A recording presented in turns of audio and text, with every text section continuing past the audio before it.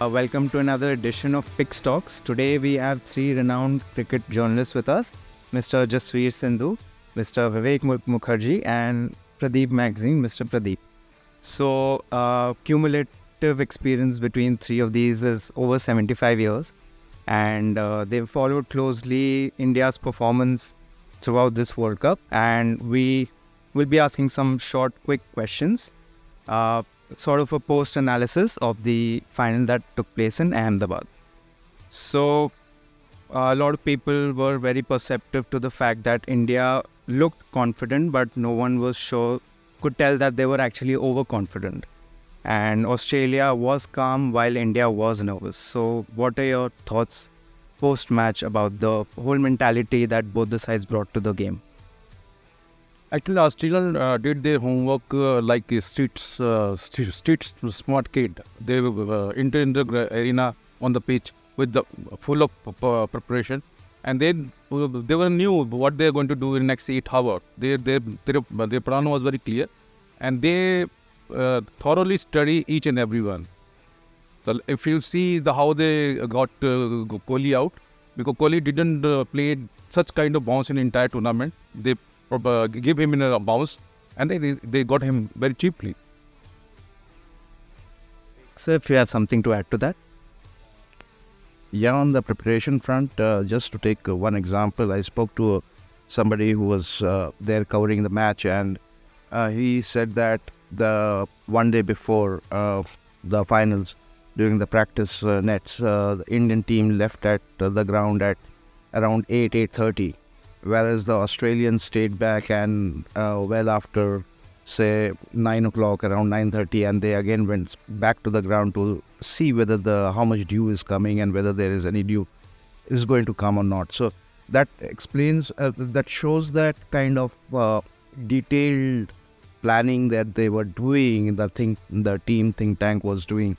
And in the end, I guess that's what made the difference in the finals, because in finals, no matter how well a team plays to get into the finals, but the pressure of the finals, the dynamics of any final match of any tournament in any sport is very, very, very different. And so the better team, the better prepared team will always have upper hand. Pradeep sir? Well, I agree with both of them. I would also say that Australians, by winning the toss, which all of us thought they would bat first because it looked like a turning track, they read the conditions so well. I think they surprised the Indians with their confidence by putting them in. And they had read it so well that this track was not going to turn the second time when the second inning comes in. I think that caught Indians by surprise. They exploited those conditions so well that once India had lost 3 wickets, they had never seen that kind of a pressure in the entire tournament, except maybe against Australia for the first match. I think they just crumbled. They panicked, and Australia, by better prepared, more confident, and probably they thought that they had nothing to lose, they just demolished Indians.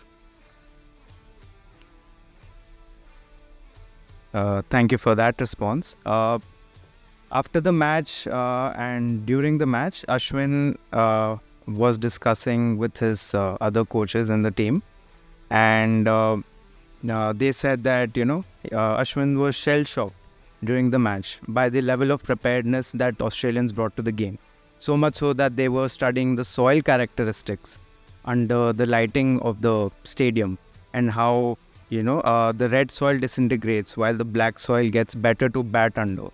So what other aspects do you think the Australian team went over so that they were able to overshadow India despite not being able to perform that well in the preceding matches of the tournament? They must spoke to some soul experts in Australia, back in Australia, because they have sports institutes, number of sports institutes, and which study on the soils and all the grass, like gold grass, T68 brand grass, Bermuda grass. They must have sent some sort of sample, because 2-3 days before the match, they took the picture of the pitch and sent it back to sent someone to in Australia, I think they took advice from some expert from in the Australia, and that worked for them. Also, I think the decision of to go in for a used pitch somewhere down the line backfired, because India's strength was always throughout the tournament was three fast bowlers, and they at this point of time they're possibly the best fast bowling attack in the world, and sacrificing that advantage. We don't know what the reasons were for sacrificing that advantage and settling for a double-paced wicket. And everybody knew that the Ahmedabad wickets gets better under light. So settling for a used pitch, thinking that they will exploit spin, I think that kind of backfired. But we can say all these things with the benefit of the hindsight. But it is very intriguing, and it's very interesting.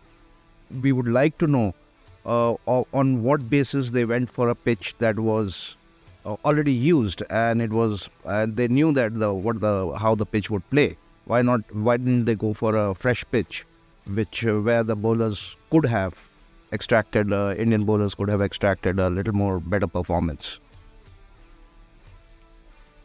Well, I also think, as Pat Cummins, the Australian captain, said, the experience of having played in India over the years because of IPL, he said that they realized that the red soil turns later, but the black soil, even if it looks dangerous, becomes better and better through that experience. That is the reason why he chose first to bowl.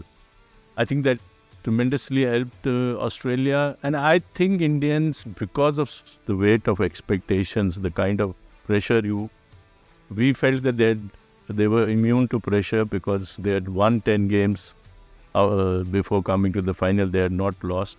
The moment the pressure came, this huge stadium, everyone expecting them to win, I think that played also a big role in India's defeat. They couldn't cope up with that pressure.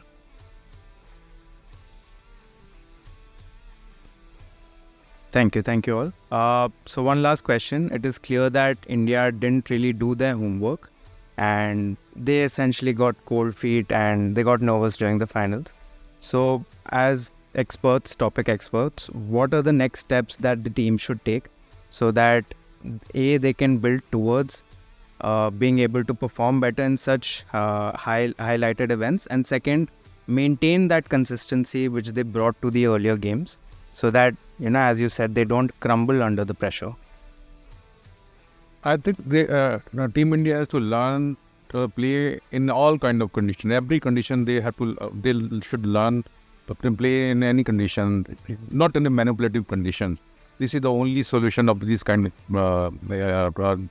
what we Indian face in the final. You have to agree on play on every kind of pitch, a grassy pitch, good pitch wickets. You can't be choosy because you are the host. You manipulated the entire tournament. Still, you are losing side. And also, there are certain things that have come out in various news reports indicate that there was there was a lot of kind of behind the scenes maneuverings about team management, and those things in the long run, or it never benefits the sporting side of any team, the actual game.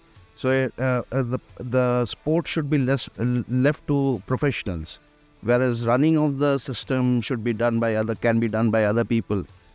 Interference in the running of the team, in the selection of the team, and in the team management, when they sit together and decide how to approach a game, that should be all left to the absolute professionals who know what they are doing, who have played the game, and who are, everybody is a specialist because they are all experienced players, former players.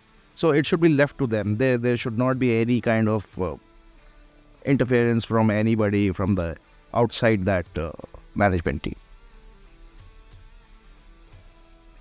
I think it's hard to recover from this shock for this Indian team, because simply I think with my experience of having watched cricket, this probably was the best equipped team to win the World Cup for us.